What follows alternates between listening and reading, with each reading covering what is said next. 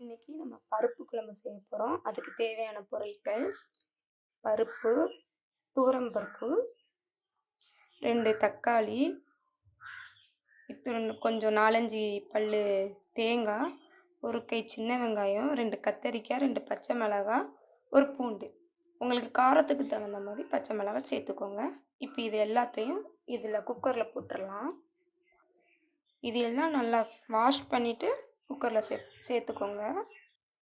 இப்போ இதில் 200 கிராம் பருப்பு, மிளகாய், கத்தரிக்காய், வெங்காயம், தக்காளி, பூண்டு எல்லாம் சேர்த்துட்டோம். இதில் 1/4 டீஸ்பூன் அளவுக்கு சீரகம் போட போகிறோம். இந்த இருக்கா, இதில் போடணும். 1 பிஞ்ச் அளவு மஞ்சத்தூள், தேவையான அளவு உப்பு.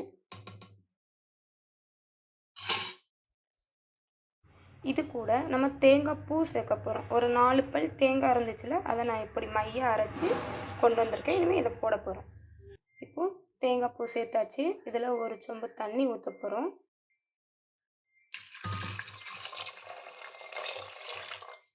ஊற்றியாச்சு. இதை ஒரு தடவை கிளறி போட்டுட்டு அடுப்பில் வைக்க வேண்டியதான். ஒரு 4 விசிலுக்கு நம்ம விட வேண்டும்.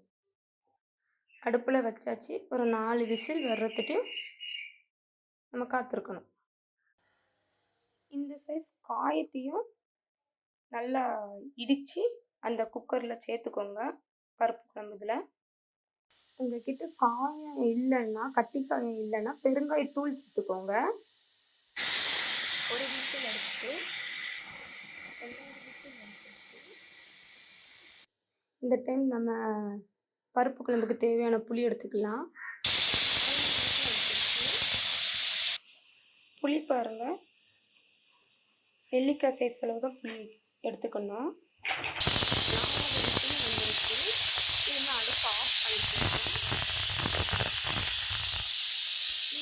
உங்களுக்கு தேவைன்னா 5 விசில் விட்டுக்கோங்க, தப்பில்லை.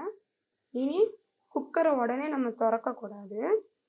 இந்த விசில் சவுண்டு கொஞ்சம் அடங்குறதுக்கும் நம்ம காத்திருப்போம். அதுக்கப்புறம் நம்ம குழம்புக்கு என்ன பண்ணணுமோ அதை பண்ணலாம். விசில் நல்லா அடங்கிட்டு இதை ஓப்பன் பண்ணிட்டோம். இனிமேல் இது என்ன பண்ணணும்னா, உங்கள் வீட்டில் இப்படி ஒரு மத்து இருந்தால் இதை நல்லா இப்படி கிளறி விட்டுக்கோங்க. மத்து இல்லைன்னா கரண்டியை வச்சு கிளறிக்கோங்க. இந்த அளவுக்கு நல்லா கிளறி வச்சுக்கோங்க. இனிமேல் இதுக்கு நம்ம தேவையான அளவு புளித்தண்ணி ஊற்றிக்கலாம். தேவையான அளவு புளித்தண்ணி சேர்த்தாச்சு. இனிமேல் இதை தாளிசம் பண்ணி ஊற்றிடலாம்.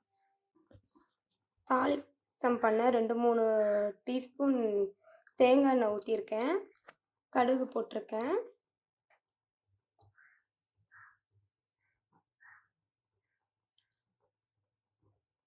கடுகு நல்லா பொரிச்சுல கருவேப்பிலை போடுங்க.